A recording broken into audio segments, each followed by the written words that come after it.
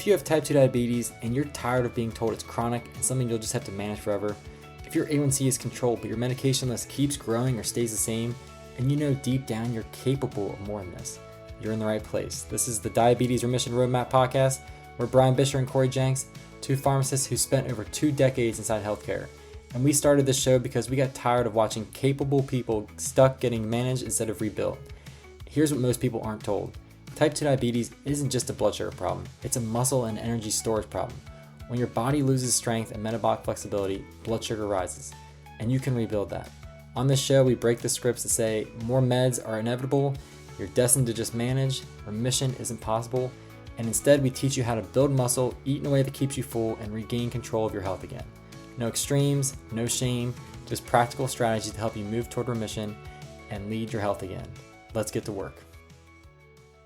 It is another Rapid Fire Friday episode on the Diabetes Remission Roadmap podcast. Brian is ready to go. I have 3 questions. He can't wait to answer them, and his computer screen is automatically zooming in on his stuffed up nose. So let's get to it. Brian, are you ready? I'm ready. All right. I'm going to definitely sound nasally, so that's all right. People love your nasally drone. They are concerned about the amount of allergies in Cincinnati, and I have no answers for them. So you will need to give them answers for these questions. So here goes the first one. Sometimes my CGM, my continuous glucose monitor, makes me afraid of food. Should I even keep using it? That's a great question. I think I'd ask a further question that needs to be discussed here is why is it making you afraid of food? So that once I have the answer to that, we could definitely dive a little deeper here. But since we don't have that luxury of me asking this person, Yeah, this was not a question from me, Brian. It was a question from a listener. So you're going to have to go let's without the full hypothetically picture. ask you, Cory, why might a CGM make you afraid of food? Well, every time I look at a blueberry, my blood sugar spikes.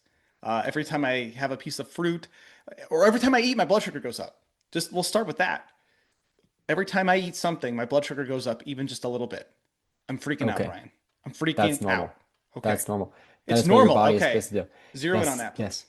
Yeah. So blood sugar going up is not necessarily a bad thing. Our body is going to see a little bit of a spike in blood sugar.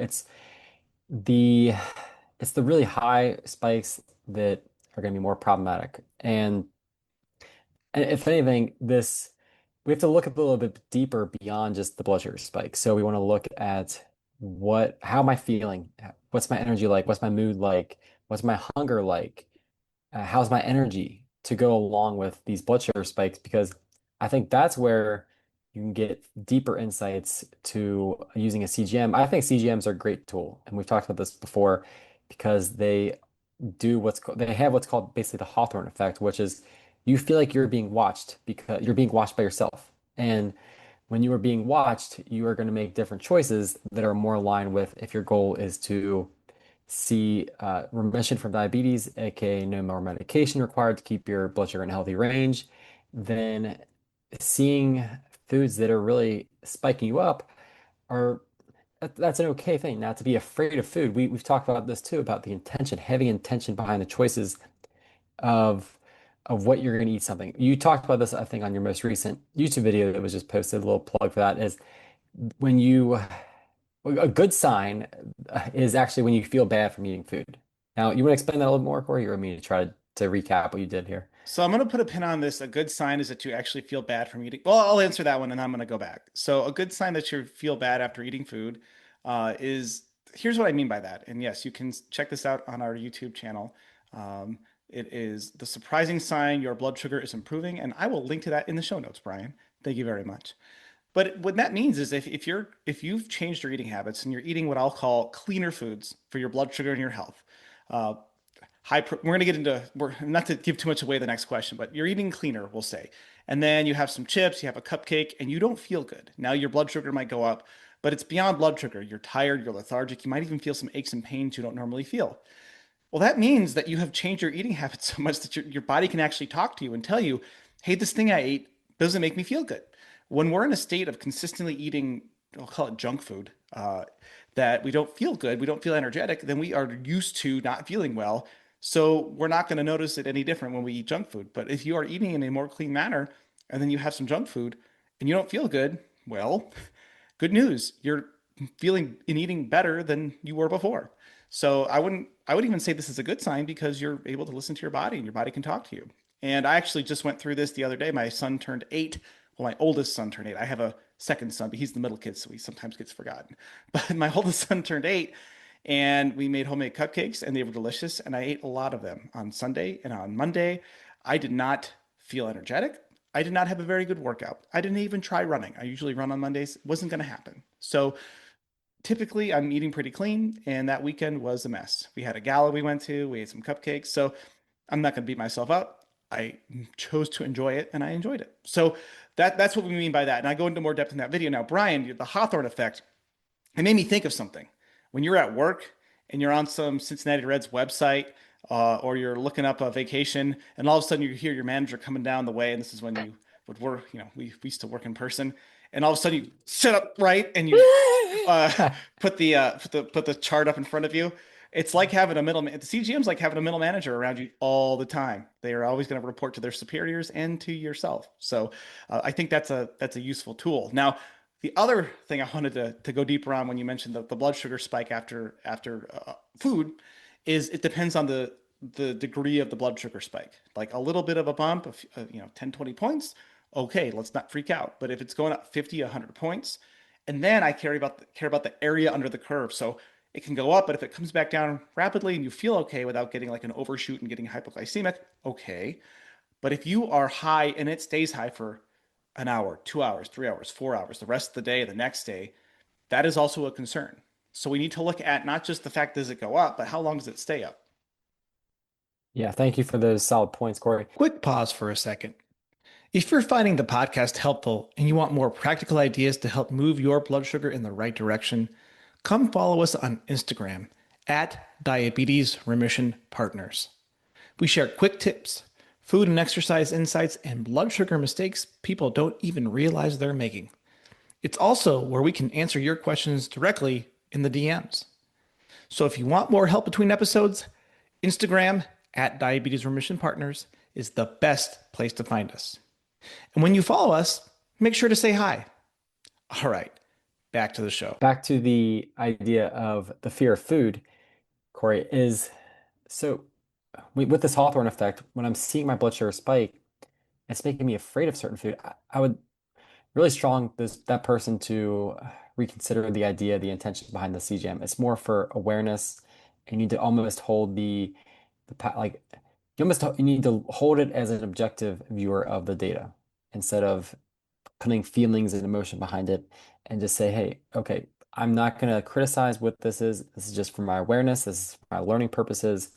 Instead of becoming afraid of this food, I can learn from it and then make better informed decisions next time. Yeah. A little further detail on this is the blood sugar spike is not the full picture of everything. Like we talked about, like the feeling, the energy, the mood, the joint pain. But also, one thing I would not do is try to blunt a blood sugar spike by consuming more energy and calories. Basically, I could think of this as like putting peanut butter on an apple to try to have more fat and protein. We'll put protein in quotes in there. I think it's hilarious that peanut butter jars put 7 grams of protein on the jar when It's they, to distract you from this depressingly small serving size. Continue. yes. So I think all this to say, don't just try to play the food pairing game of blunting blood sugar responses from an apple by say adding so much more energy to it that is going to negate your efforts here in terms of creating a calorie deficit, ultimately losing body fat, specifically the fat around your organs, and restoring insulin resistance. Yeah. Anything And else to add there? yeah, I hear what you're saying. And I think that one of the things that I really think about is avoid naked carbs. So I think there's a way to pair it with like a leaner protein with some natural fat. Like my favorite go-to if you're having some fruit is like a little cottage cheese, a little sugar-free yogurt, or like a low-fat mozzarella stick. So I think that would be a smarter choice for both uh, which will also keep you fuller longer too. So like the goal here is maybe you have this you blunt the spike with a higher protein option, and that combined with the higher protein and the fiber of the fruit will keep you fuller longer and keep you from overeating later. So as you can hear and listen and see, there's a lot of nuance that goes into all of this. But I think the to summarize, the CGM is a tool, but it can be overused and misused to a point where you're afraid of eating, and that's not useful. So it has to be, you have to objectively look at it. So, Brian, this is a rapid fire Friday, and this is rapidly turning into a deep dive. Which, hey, if you're listening and you want to hear a deep dive episode of anything we're talking about, if you say, hey, you cut out that CGM topic too soon, I want a full episode on, send us a message and send us an email. We are here to serve you. So, along those lines, we have another great question that uh, we'll try to rapidly address, and that is, what exactly do I need to eat for better blood sugar? Question mark, exclamation point. Brian, rattle off 10 foods right now that you should eat for better blood sugar. Go. This is a rapid fire Friday. You didn't know I was going to do this to you. 10 I did not foods know. off the top of your head. Let's go. Chicken, white One, fish, two, Greek yogurt, three, some cabbage. Let's just throw four, cabbage in. I'm just trying to think through my normal diet here. eggs, five. I'll help you out. Eggs. I Cru- like. Go ahead. What are you gonna say? more cruciferous vegetables. So broccoli, cauliflower. I'll pull that in as six. Yeah, don't be around me if I eat cauliflower. Well, man, this is. I Ground beef, like seven. ground beef. Yeah, ground beef. Lean Why is pork, this harder eight. than it? Why am I making this harder than it Turkey needs to be? bacon, nine. Uh, Maybe I'm just wondering what the actual blood sugar effect would be. I'm thinking more like Just give me one more, nutritionally Brian. rich. Just give us one more. Cottage cheese, 10 there. I did Sardines, it. yeah, cottage cheese. Sure. There. So there are 10 foods right now that you could go eat for better blood sugar. Now, the nuance behind this is it depends what you're eating now and what your response to what you're eating now is. And so I think that a lot of people are looking for guidance, just like give me the foods to eat. And kind of like the discussion with the CGM, everyone's blood sugar response and bodies are going to respond differently. You might have a list of food sensitivities that is 2 pages long. So all of the 10 things that we named, you might just say, well, I can't eat nine of them. Well, that would be useless to you. But I do think that having some basics. So, and I know that Brian and we are on repeat when we talk about this, but is starting with a lean-ish protein, um, pairing it with some sort of fiber, which is code for vegetables, and going from there. And the it's sort of a food matrix where you pick a protein, you pick a fiber, and then you sprinkle in some of your energy sources, which I would say you want to, if you're going to have carbs, you want whole food carbs. So nothing that's processed like chips or white bread, but maybe a whole sweet potato or beans. But this depends on what your blood sugar response to those things are. You're going to get your energy from fats. And typically, when you're having a protein, fat naturally rides along with that protein, any sort of meat, eggs, dairy. But you don't want to overdo fat. You don't want to drizzle everything in heavy cream and everything in butter, right? So that's Yeah. that's the rapid fire answer to what exactly I should eat for better blood sugar. What I wanted to say was, I think it's just intuitive, is I think it comes down to it doesn't need an ingredient label Mm, to tell you what that is. That's what you should eat. If it's real food, that's really what you should focus on because at some point it's going to be satiety inducing and you're not going to be overeating it. And who cares if your blood sugar spikes up a little bit as long as you're ultimately in a calorie deficit and you're feeling good. That's what I think this ultimately comes down to is just it should not need an ingredient label to tell you what it is. yeah. Well, and I would push back a bit on the intuitive idea because our food environment has stolen our intuition. We have Okay. that we if you go back to our health halo episode, you can look at a label and it will say healthy, organic, farm, grass-fed, whatever it is. And so if you see something that says healthy, or if it's packaged with a coloring or a font in a way to make it seem healthy, that intuition would guide you incorrectly because the intuition's been hijacked. And so that's why Brian and I are going to work on it might be an episode, it might be a couple episodes. Listen, we're building some of these airplanes on the fly while we're flying the plane, folks. But we want to put together an episode of like, the top 10 top. We just did the rapid 10 foods, which most of them will be. But I want to make sure that we also do this in a budget friendly way too. Because if we just said filet mignon, uh, like everything that's like $13 a pound, that's not realistic for most people. So, and Brian, I have seen people lower blood sugar come off medicines from every level of socioeconomic status, and it is inspiring and it is doable. But I would say it just takes intention. So Yeah, you're off the sure. hook. No more listing things for you. So Okay, good. I did pull up a list, but that's all right. I'll let it go we'll because it's tease more that. We it will goes a little tease. bit deeper dive Yeah, this into is more. building like your transformational food list here because it basically pick carbs, fats, protein, veggie, sauces. some boosters, and you have This like, seems like a lot more than the rapid fire episode, Brian. I'm gonna well, say. I want to end with this is that it's been shown you really only need like 20 foods to be transformational. You can rotate through them, Mhm. pick 20 foods that you like that can mix up, mix and match, and create a nice variety of a menu for you. So So there you go. what I'm hearing is You make a exactly what you 20 should be food eating list. is figuring out a nice list of, we'll say, 20 foods. Maybe we'll do a 20 food episode, how we can go through and create that. But I would agree that the people that have the most success are the ones that keep it the most simple. We're not trying to create a new dish every day. And I know it sounds very counterintuitive in our food abundant culture to eat the same thing repeatedly, but there comes a point where you can make things that are tasty, nutritious, nourishing, and consistent. So I would say that the less you have to think about your food decisions, the less bad decisions you can make. It's kind of like the less you say, you can avoid sounding dumb, which is the opposite of what I do on the show. So, all right, let's move on to our final question, Brian. And I think building on our food topic, how do you build confidence around food instead of fear? Skills and practice and time, consistency. Skills, practice, time, and consistency. That you took that few words to heart there, Brian. So, There you go. so yeah, So skills. skills, what I mean by skills, I think, I mean, learning how to cook, figuring out a Mhm. way that makes it just you enjoy cooking. I think air fryers are a great tool. If you'd rather not get fancy, I think just sticking to basically recipes, what you just So cook cooking. individual ingredients and So then you so mix them up mhm. together. Yeah. So So cooking, I will say shopping is a skill too. Brian has seen yeah, me grocery shopping is a shop, skill. and I'm like a shark Dude in is like a sniper like out. I it's mean, yeah. literally just like you I'm just in know what you want and you just go get it and your blinders on and I don't know how you do it, man. You put me in Whole Foods and I won't walk out there with spending way more than I intended on buying when I got so there. so we talk skills. So we have cooking and shopping. We talk about the next one is practice. So how do I do it? I've practiced this. I've actually simplified. I only shop at two stores. So I know exactly where the things are in those two stores. I practice this routine. I make my grocery list the same day every week when the weekly mailer comes out, so I can look at what's on sale, especially when we're looking at trying to shop on a budget. What proteins are on sale that week? Is it chicken breast? Is it ground beef? Is it pork? Is what is it? And then I go hone in on those. All right. So we have skills. In the practice involves messing up sometimes, Brian. Like you're gonna cook, you're gonna mess up recipes. If you're my wife, you'll add way too much salt. She doesn't listen to this, so I can say it. It's okay.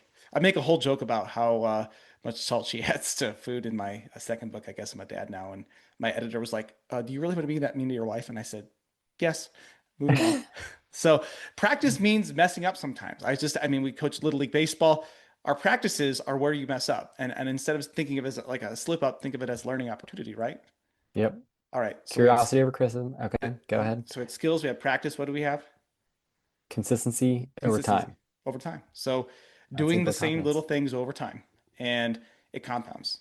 So Yeah. the the Brian, I bet you get compliments on your physique, right? Random strangers, friends, uh, enemies. Yeah. I And mean, you didn't build yeah. that body overnight. It has been literally years of doing that. And for myself, like since I was in middle school, I've been getting up before work or school and doing some form of exercise. It's literally 25 years of consistent exercise. And the diet and the cooking has just, again, become a routine. I don't have to think about it so much. So just know that as you implement these new changes, it will take time, right, Brian? It will take observation, it will take learning, it will take curiosity. But I think that's how you do it is you can build that confidence by practicing. It's like public speaking. The first time you speak publicly, you probably shouldn't be that confident because you've never done it before. But myself, I've been on stage thousands of times.